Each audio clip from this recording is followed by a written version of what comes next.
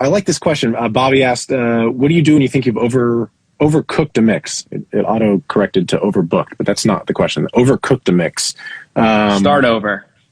Do you just completely go, I've done too much, let me just go back to zero?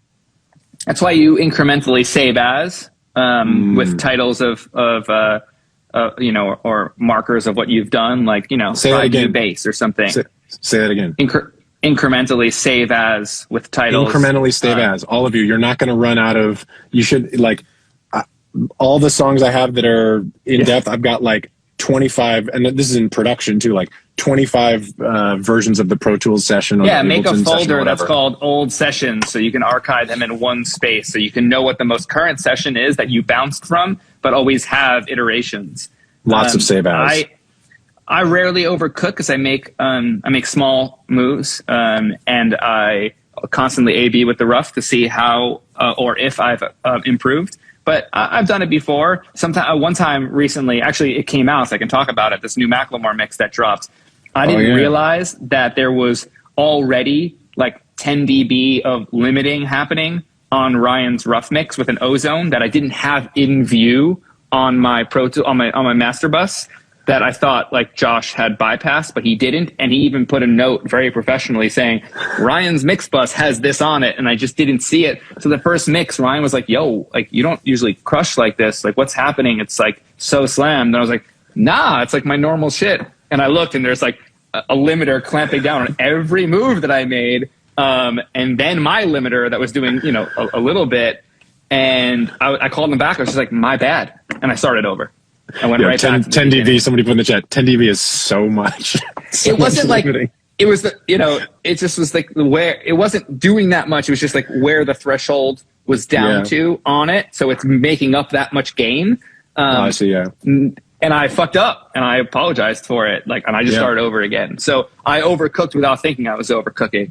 Because I was like, damn, this got energy, you know? Because it smells burnt. That's really funny.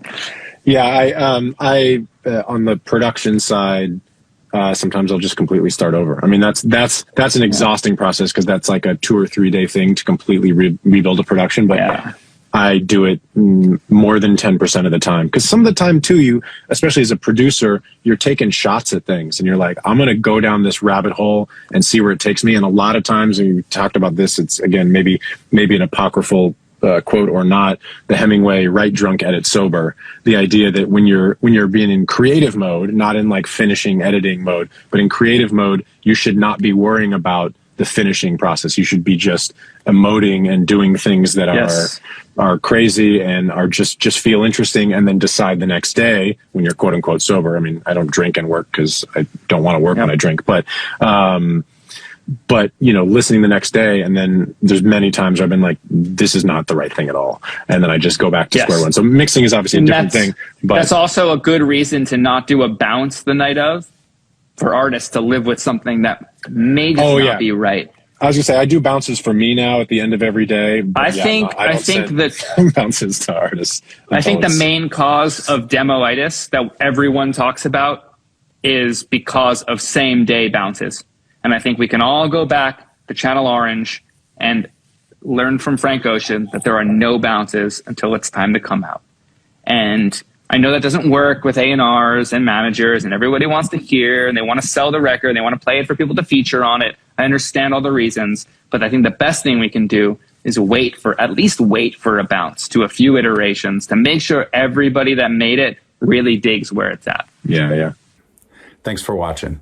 Just a reminder, all of this content is free. There's no secret knowledge here. There's no Patreon. We don't read ads. We don't have sponsors. We're just trying to build a knowledge base. All that we ask in return is that you share it with somebody. Thanks so much.